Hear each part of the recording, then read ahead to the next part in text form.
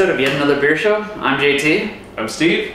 And we are reviewing a barley wine today. Normally I'm not a fan of barley wines, but the magical guy at the beer shop that I always talk to, he actually does exist.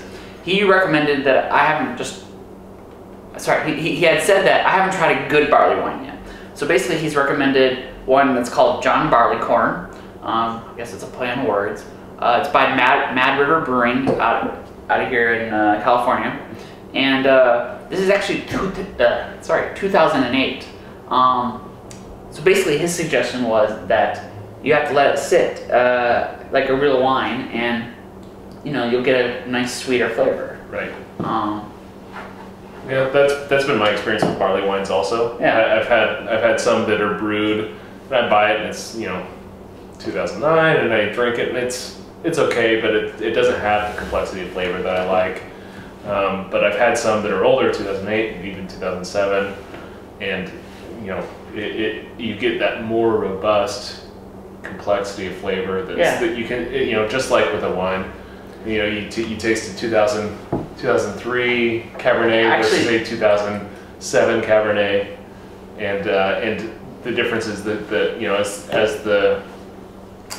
as the wine ages, the tannins mellow out. Yeah, you get this wide variety. Actually, I didn't know barley wines actually held that long too. Like I thought it would be like normal beer, which is like it's only good in the bottle for a couple, at most like 3 months, and then it starts getting flat and everything. But this is a 2008. It actually says 2008, celebrating the harvest of 2008 on it. It actually, just a side note, is hopped, or sorry, not hops, but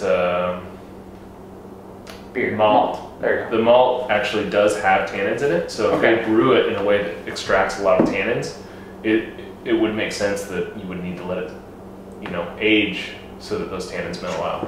All right, well, let's get into Barleycorn here. So when the guy recommended it, he said it's going to be very sweet. It's not going to be like the stronger flavors that I was used to in other barley wines. Where I've had some barley wines where you just hit it and it's just like, like this. It's not even an explosion of flavor. It's just like you drink it and you're just like, oh, it's too sour, or too sweet, or it just hasn't settled right. And let me even myself out there a little. I mean, even right now, like I don't even have my nose to it, and I can smell it from here. Like it's a very strong aroma. It smells sweet. Yeah, I can smell a little bit of a sour undertone, but so I have the habit of associating beers with odd smells and flavors. I smell Fig Newtons. Like I don't know where you're picking that up from, but it. Well, let's dive into it and see how it is.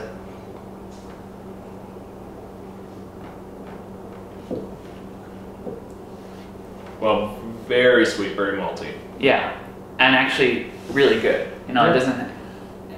That reaction that I had to some earlier barley wines I've had, not having it here.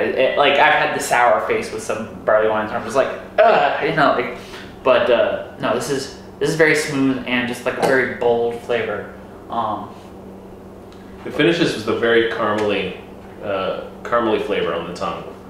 You swallow it. A couple seconds later is when you really, at least for me, that's when I'm getting this caramely flavor. It's really smooth, and I mean it's a very strong flavor that stays with you after you drink it. But the smoothness makes it, for me, I'm sorry, I'm gonna relate this back to me. It makes it very bearable.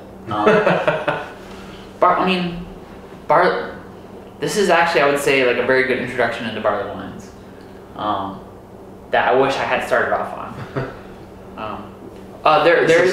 This is delicious. Yeah, I would drink this on a regular basis, especially with a meal, because it has so much flavor that I think would complement a savory dish so well. Something with a lot of spice, I think it would go well with that as well. I would agree with that because but I would agree with savoring it with like a nice dish with probably like, I would say something like with like onions or garlic, just something like that, kind of, you know, contrast in flavor. But Right. I don't think I could drink this by itself right now, and that could just be the other beers talking to me. But this is something that it's such a strong flavor that I need something else to counteract it. To accompany it, to cut it Yes. a little bit. Yeah, I would enjoy this a lot with something sweet, like I said, savory or spicy. I think it would go well. Yeah, like some nice Thai food or some Indian food would be really good with this. Because you want, it feels like it's so heavy that you also want something to like absorb it. I'm just throwing that out there. Yeah. So actually, when I bought this, the guy we were also talking about here, I actually happen to live a block away from a beer bar here in San Francisco called Tornado, and I believe it's in October, late October or early November. They hold a barley wine festival, which is supposed to be like barley wine from all over the U.S. And he's like, this is the best introduction for you to try it out. And definitely think at first I was a little hesitant, but now I'm like, you know, I'm willing to try it out. And actually, he recommended actually going the next day because there's just so much left over that it's just easier to get it. So a little inside knowledge if to pass on there. But overall, John Barleycorn, I would it's got my seal of approval on it in terms of barley wine. Yeah, it was definitely a good barley wine. Like I said, I enjoyed it from the get-go, and that caramel flavor in it. You know, I love caramel anyway. Yes. My wife is a big chocolate fan. I love caramel, and that just really made this enjoyable for me. Okay. So. So just to give a little background too, barley wines are usually brewed a little longer to have like a little stronger alcohol content, and they're brewed a little differently, and then that's why they're called a wine, right? Not a ale or a beer that's usually associated.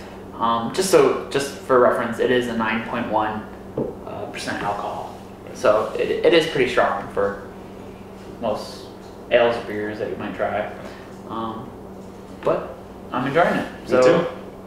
Good suggestion. Thanks for watching. This is Steve. This is JT. And thanks for watching, guys.